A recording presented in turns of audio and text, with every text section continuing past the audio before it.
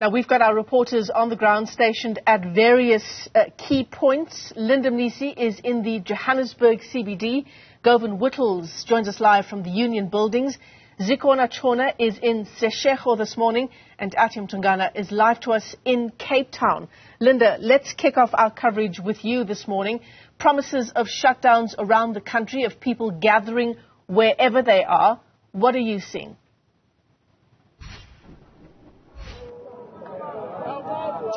Well, Michelle, we are outside the Joburg CBD, one of the taxi ranks, in fact, in Joburg CBD.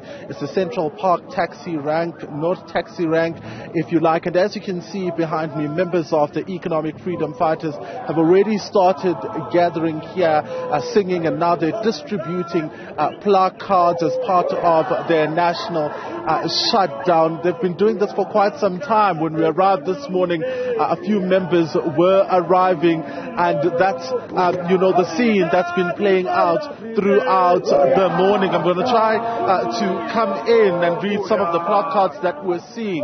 We are tired of corruption. You'll remember amongst some of the things that underpins this national shutdown is, of course, the issue around corruption. And we're seeing some of them saying, our people sleep hungry, crime is too high, and, a few of those other placards that EFF members are holding outside this taxi rank. It's among some of the busiest taxi ranks in Joburg CBD, linking commuters to various destinations. Let's bring in the deputy chairperson of the EFF here in Johannesburg, Victor. Victor, thank you so much for your time. Let's talk about this demonstration that we're seeing now. It seems you're not blocking the taxi rank. Commuters are able to get into public transport and travel to various destinations. Yes, indeed, it's true. My name is Victor Sinyato. I'm the deputy chairperson of the EFF in Johannesburg. We are not blocking anybody who goes into the taxi rank. As we have said that we are not going to block anyone who goes into the taxi rank. We are just here on a peaceful march. We are going to demonstrate that we don't want Cyril. And right now, today as we speak, the entire inner city is having electricity. But in the past 2 days, we didn't have electricity. Let's say for the past 5 days, we didn't have electricity. But right now, we're having electricity. But I just wanted to touch mostly on the police. The police who shot our comrades yesterday night, comrades who have been marching very peacefully, the students, innocent students who were just distributing pamphlets, giving people pamphlets to come and join the march, they were shot by very brutal, evil policemen. We are saying to the policemen, what they are doing is not correct. They were just ordinary kids who were just distributing pamphlets. Thank you very much. Yeah. Talk to us about then what the plan is going forward, right? We've been able to, drive around the inner city, and it's been relatively quiet. Are more members going to be joining you here, and what are you going to be doing thereafter? It's not true that the inner city have been quiet. I can even give you pictures. Yesterday we were busy the whole night. We keep the police very busy. They must be honest to you and give you the right stats. Tell them must talk the truth. Yesterday night we were very busy. We were running around. There's a number of comrades who are coming from south, who are coming from east. We are all going together here and move around the inner city and shut down the entire country. Thank you very much. Thank you so much for your time. That's Victor Sinyato there. He is the deputy chairperson of the EFF here in Johannesburg, talking to us about what they've been able to do. Michelle saying that it's not true, in fact, that the inner city has been quiet. He's saying something totally different from what we have been able to see. So these are the scenes that are playing out. But as you would have heard in that intro and in what I said earlier to Victor about commuters being able to access the taxi rank, there are a number of bystanders here who are, of course, observing what the EFF is doing. If you look around, the entrance, people being able to move freely in and out of the taxi rank itself. Around this time, you would expect that traffic or there would be a lot of movement here. It would be a hive of activity. But what we're seeing is relatively calm environment. Taxis, of course, being able to operate. Let's try to speak to some of the people who are operating in the taxi industry. ngibonga isikhathi sakho baba ngespeed nje mawungasichazela siyabona niyakwazi ukusebenza nanoma ama-members we-EFF ala ngaphandle erenkini. Yebo siyakwazi phela ukusebenza abasihluphi silayisha kamnandi imoto ziyaphuma ziyahamba. Ama-passenger wona a-right athini kini mawukhuluma naye? Hayi awahlukumezekile nawo. Akhululekile siwagadile. Viva EFF, viva! All right, so what we're being told, Michelle, of course, from those who are operating taxis, as you can see, this taxi now being filled to capacity and will be leaving this taxi rank. They're telling us that they are able to operate. The members of the EFF are not disturbing their operations, and that, their commuters are not threatened in any way. Linda Mnisa, live to us there from the Johannesburg CBD. Thanks very much indeed, Linda. Let's take you live now to the capital city. That's where we find Newsroom Africa's Govan Whittles. And Govan, the Union Buildings, that's where the EFF will be calling for the President's resignation.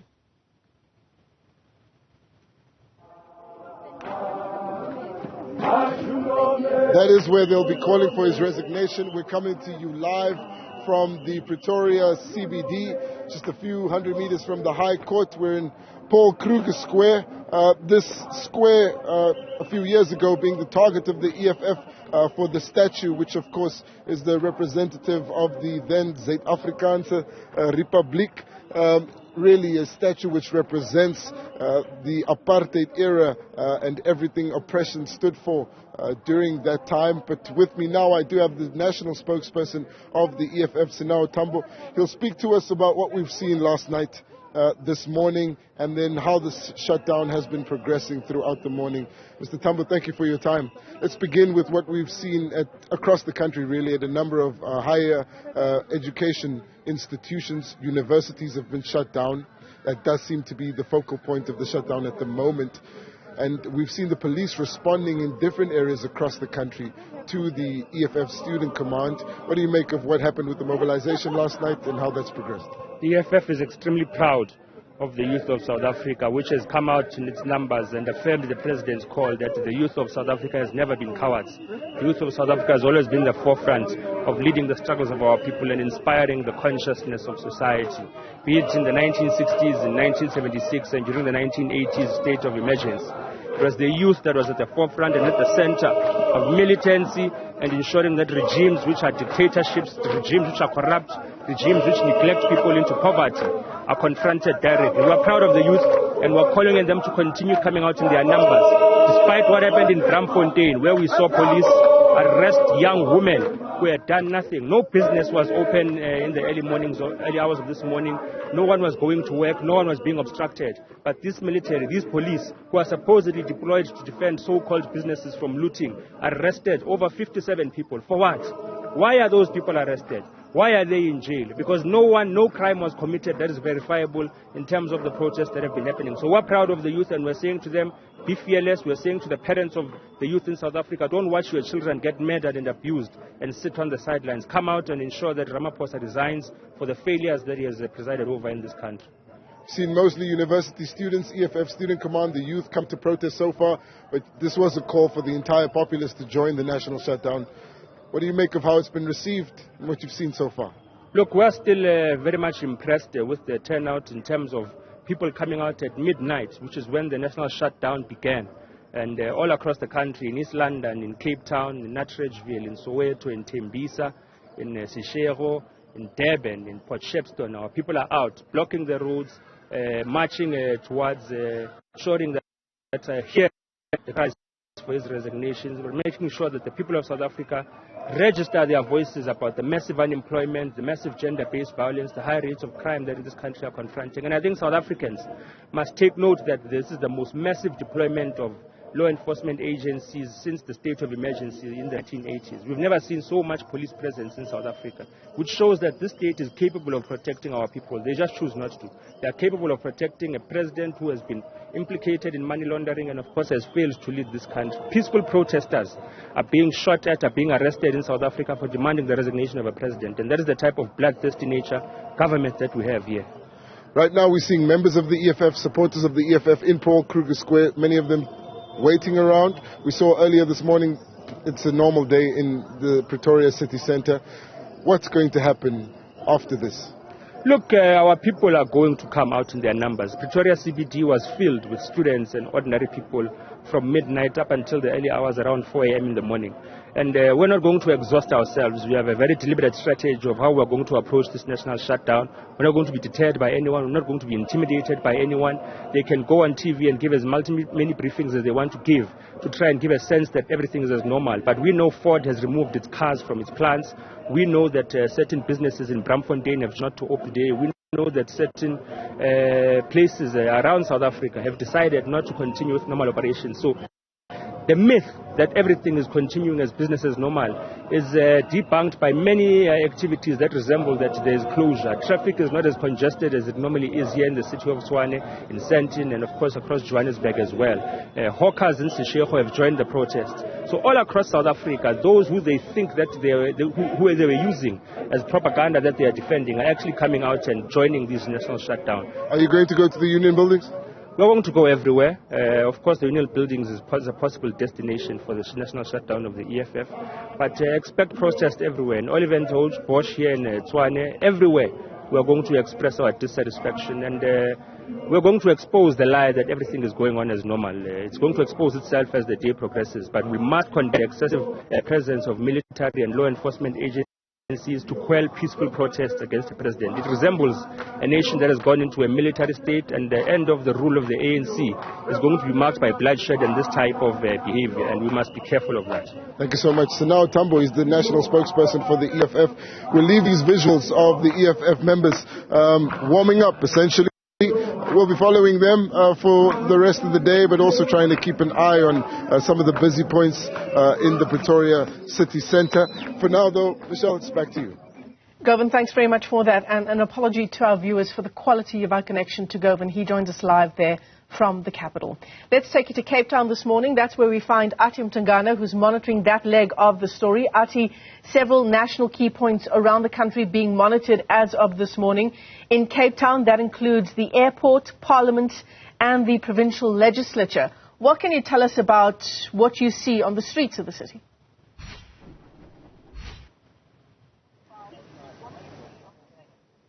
Well, first of all, Michelle, I can assure you that the areas that you've just mentioned, the national key points, including the precinct around Parliament, does have police guarding it just outside the precinct. This, of course, emanates from issues in Parliament related to the Parliament fire. Since the fire, there have been police deployed to stand outside the parliamentary precinct. But where we are, Michelle, is the Cape Town taxi rank, the busiest taxi rank in Cape Town, and this is the feeder taxi rank that picks up people from different communities around Cape Town. And what we've seen here, Michelle, is that people are going about their day. They started their day quite early this morning. From 7 a.m. we started seeing taxis coming into the CBD, dropping off commuters that are coming from different communities around Cape Town. We know that the taxi industry is one of those that has come out to say that they will not necessarily be part of this shutdown, and so you can see they are operating as per usual. And as you can see right there in front of the camera, I'm sure if my colleague can pan and show you that there are law enforcement officers that are here at the Cape Town taxi rank. We normally actually see them here on a daily basis, but I presume that the deployment has been beefed up for this particular day of the national shutdown. You would recall, Michelle, that I think it was last night when we had the MACO member for safety here in Cape Town, JP Smith, coming on to say that there's about 3 interdicts here in Cape Town against this national shutdown. That, of course, including that one coming from the official opposition party, the Democratic Alliance, which governs this province, which has been vehemently against the shutdown. Earlier on last week, we spoke to the leader of the party, John Steenhuisen, who said that they will be doing everything that they can as the ruling party in this province to ensure that the shutdown does not go as planned. But I can assure you, Michelle, that there are some EFF members across various communities, which we will be touching base with much later on. We spoke to some of the leadership of the economic freedom fighters, particularly in Nyanga, and they were saying there that some of the EFF members were being targeted by the police by trying to go out, of course, and be part of the national shutdown. So we'll definitely head out to Nyanga and many other communities where we believe that EFF members have gathered to join the national shutdown. But basically, Michelle, what we see here at the Cape Town CBD is a reflection of the movement that is coming out of the communities, because these taxis are coming from different communities and they are busing people into the CBD. They are going to work. They are arriving in Cape Town. Many of them that I spoke to earlier on said they had no problems coming out of their communities into the Cape Town CBD. Ati Mtungana live to us there from a rainy Cape Town morning. Ati, thanks very much indeed. From the Western Cape, let's take you this morning to POLOKWANE, to Seshego. That's where protesters are gathered for the shutdown, and our reporter Zikona Chona is tracking that leg of the story. Zikona, we spoke to you in the 6 o'clock hour of the program. A couple of hours later, what has changed?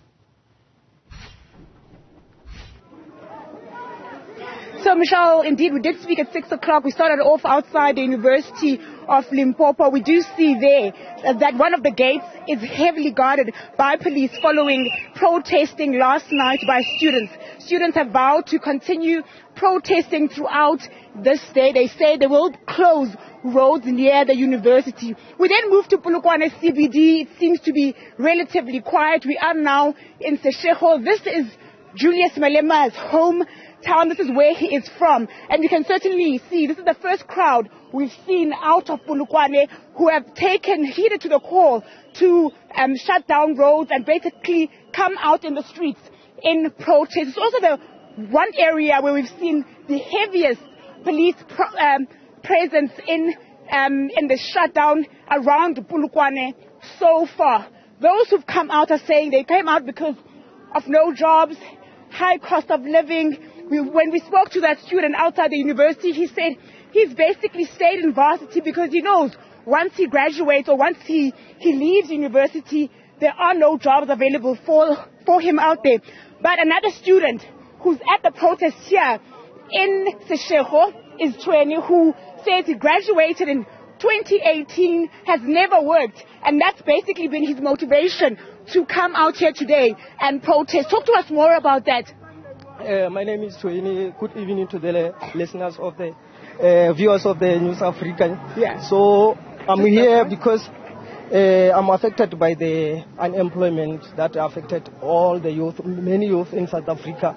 So today I'm here to protest for my rights because I want to work like other people. So my family invested on me going to school, so I want to pay them for what they did for me. But I'm failing because there's no jobs in South Africa. So today we are here. It's a democratic country. So we are calling ANC and the ones that are governing to give us jobs, or unless we're gonna vote them out in 2024. Yeah. You were saying that you are hoping this will be successful. What are your hopes? What are you hoping will come out of this protest? I'm hoping for the better, and I'm happy for the youth that are going out here protesting for their rights. It's very much important to see youth. They are frustrated. Yeah, it's understandable for them to come here because it's going to be beneficial for them. If we don't say, who's going to say for us? So I'm here as a youth. I'm 25 years old. I'm a graduate, but I don't have job. I'm calling for Cyril Ramaphosa. Cyril Ramaphosa must fall and the government of ANC must fall because we are in a crisis. It's not the only jobs. We have economy that is collapsing every day. We have high cost of living. There's a many GBV it's happening every day. So the police are running here. But when we calling them for GPD, our sisters has been killed every day. So we are calling them to do the job every day. What they are doing here is what we want for our daily basis. So thank you for the... It's okay, young man. Thank you so much. That's Tweni. Graduated in 2018, 25 years old, says he's never worked a day in his life, and that's basically been his motivation to come out here. He said his family invested in him by taking him to school, and he's basically not been able to make a living for himself outside of that. And with that, it's back to you, Michelle. Sikona, thanks very much indeed for that update. Live to us there from Seshego in Polokwane. Let's take you now to Corinda Jagmahan, who is monitoring the Durban leg of the shutdown. And of course, Corinda, your province is of particular importance given the significance following the 2021 July riots. Yeah. Absolutely, Michelle. The concern was whether police would be ready for the national shutdown and to attend to the blockades that we saw, especially during the July riots 2 years ago. Remember, just after that, police were criticized for what the South African Human Rights Commission says was a slow response for various reasons. But today, we've seen police across many streets here in Durban. In fact, just coming to this central area in Durban, there are a number of police vehicles. There have been sporadic incidents of protests here where we saw people coming and placing tires across the road trying to block areas, but police quickly intervened. Where I'm standing now, actually, I see the KZN Police Commissioner coming towards us, so we're going to be speaking live to him as well right now in a few seconds. Actually, he's almost here about what the police have been doing. They say they've made several arrests, taken away thousands of tires as well across the general area of Durban, but more so an update about the greater KwaZulu-Natal area. We saw sporadic incidents in Inanda. There's some incidents happening in Port Shepstone, which is south of the province, as well as in Newcastle. There were some blockades just last night. But the KZN Police Commissioner is here, Mr.